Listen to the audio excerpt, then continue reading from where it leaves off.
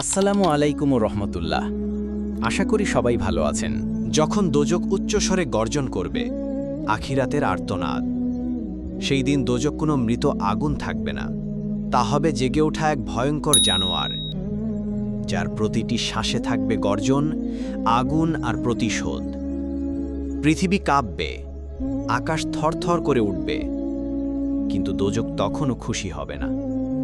সে তখনও চিৎকার করে বলবে, আরও আছে কি? সূরা কফ 30। এ যেন তৃষ্ণার্ত এক জানোয়ার, যাকে লক্ষ বছর আগুন খাইয়ে রাখা হয়েছে। এখন সে চাইছে মানুষের হার। আল্লাহ বলেন, যেদিন আমরা জাহান্নামের দিকে বলবো, তুমি কি পূর্ণ হলে? সে বলবে, আরও আছে কি? সূরা কফ 30। এই দোজক কেবল আগুন নয়, এটা একটি চৈতন্য সম্পন্ন সত্তা, যার রয়েছে মুখ, চোখ আর চিৎকার করার ক্ষমতা। তুমি কল্পনা করতে পারো, একটি আগুন যার মুখ আছে, যার ডাকে ফেরেশতারাও পর্যন্ত কাঁপে, যার শ্বাসের শব্দে আকাশ ফেটে পড়তে চায়। আবু হুরাইরা রাদিয়াল্লাহু আনহু বলেন, রাসূল সাল্লাল্লাহু আলাইহি ওয়াসাল্লাম বলেছেন, দোজখ বছরে 2 বার শ্বাস নেয়। এর একটি শ্বাস শীতের কঠোরতা সৃষ্টি করে, অন্যটি গ্রীষ্মের তাপমাত্রা। সহিহ বুখারী 537।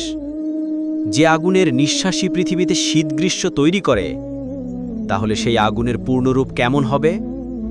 সেদিন এই দোজখের দিকে টেনে নিয়ে যাওয়া হবে। 70,000 রশি দিয়ে টানা হবে দোজখকে। প্রতি রশিতে থাকবে 70,000 ফেরেশতা। তা হুমড়ি খেয়ে পড়তে চাইবে গুনাহগারদের ওপর। আর জাহান্নামকে সেদিন আনা হবে। সূরা ফজর 23। ফেরার ফাদের হাতে পড়বে লোহার শেকল, পিঠে পিঠে লাগবে আগুনের চাবক। আল্লাহ প্রশ্ন করবেন, ওরা কি তোমার কাছে সতর্ককারী যায়নি? সূরা মুলক 8। তারা বলবে, গিয়েছিল, কিন্তু আমরা তাকে মিথ্যাবাদী বলেছি।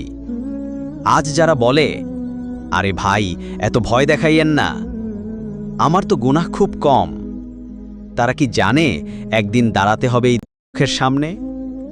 একটানা 1000 বছর পোড়ার পরেও তাদের চামড়া আবার গজাবে, আবার পোড়ানো হবে, বারবার বারবার বারবার। কি অপরাধে?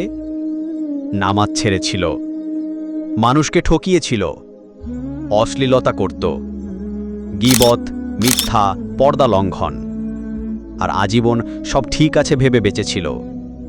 হে আল্লাহ, তুমি আমাদেরকে দোজকের আগুন থেকে রক্ষা করো। তুমি আমাদেরকে তাওবার তাওফিক দাও। তুমি আমাদের অন্তরকে সজীব করে দাও। আমিন। ফি আমানিল্লাহ। আসসালামু আলাইকুম ওয়া রাহমাতুল্লাহ।